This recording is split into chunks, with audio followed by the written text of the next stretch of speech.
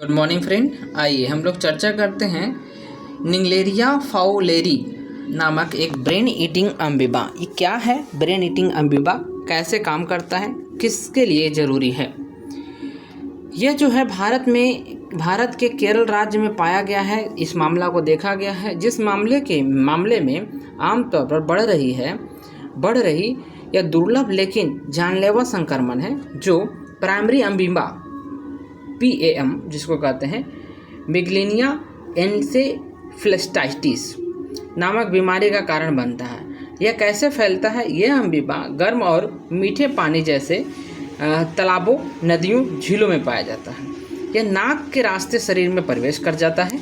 ठीक है, खासकर जब लोग आमतौर पर दूषित पानी में नहाते हैं तब, जैसे आप आहार पोखर में नहाते हैं ना, तो ये जो है नाक के रास्ते प्रवेश कर जाएगी।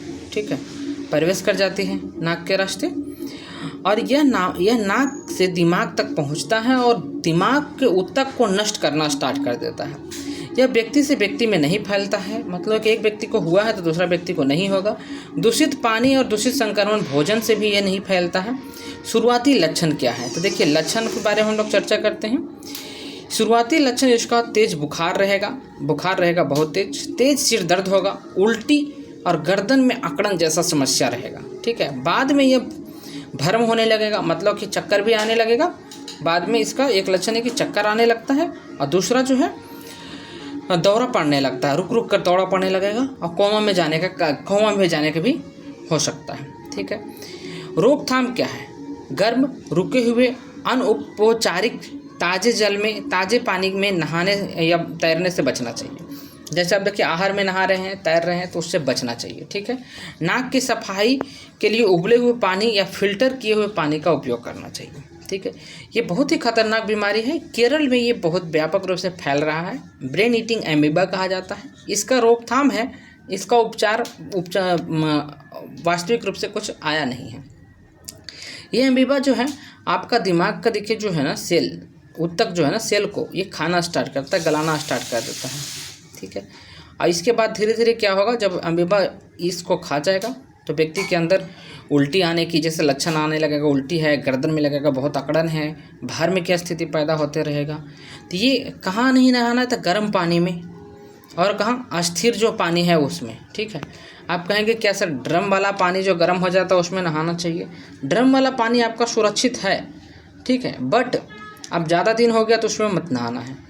अब ये अमीबा ऐसा नहीं कि कहीं दूसरे से चल कर आएगा, कोई नदी से चल कर आएगा, कोई तालाब से चल के आएगा, नहीं, ये पानी में स्वयं से उत्पन्न होता है। एक सिचुएशन बन जाएगा जब एक दूषित पानी है ये, ठीक है, और गर्म है, ये दोनों जब एक साथ मिल जाएंगे तो अमीबा उत्पन्न हो जाता है। जैसे आप एक रोटी रख देते हैं तो रोटी में क्या कहीं से चल के अमीबा थोड़ी आती है, उसमें नमी रहेगा तो रोटी में फिर अमीबा पकड़ लेती है। सेम इसी तरह से जल में अमीबा हो जाता है। तो आपको ध्यान देना है कि ताज़े पानी से नहाएं, जो आप जल्दी से बोरिंग से निकाल के लाएं उससे, या तो फिर आप उस पानी से नहाएं जो चलता हुआ पानी है, नदी में बहता हुआ पानी, उससे नहा सकते हैं। अस्थिर जल है, रुका हुआ जल है और वो गर्म है तो बिल्कुल नहीं नहाना चाहिए। केरल में ऐसा ही घटना देखा गया है। बहुत सारे लोग बीमार हैं, बहुत सारे लोग इससे प्रभावित हो चुके हैं। इसका रोकथाम है, इसका परमानेंट इलाज नहीं है। व्यक्ति अंततः ही मौत को ही होता है। आप कहेंगे मोर्टेलिटी परसेंट कितना है? मोर्टेलिटी परसेंट 50% है, मतलब कि यदि जो 100 आदमी को हुआ था 50 आदमी के चांस है कि ये मर ही जाएगा। ये वास्तविकता है। इसमें सच बोलने की घड़ी में मैं ऐसा नहीं बताऊंगा कि आप 10% बचे। ठीक है, तो चैनल को लाइक से सब्सक्राइब कर लीजिएगा। That's all, thank you for today, good bye.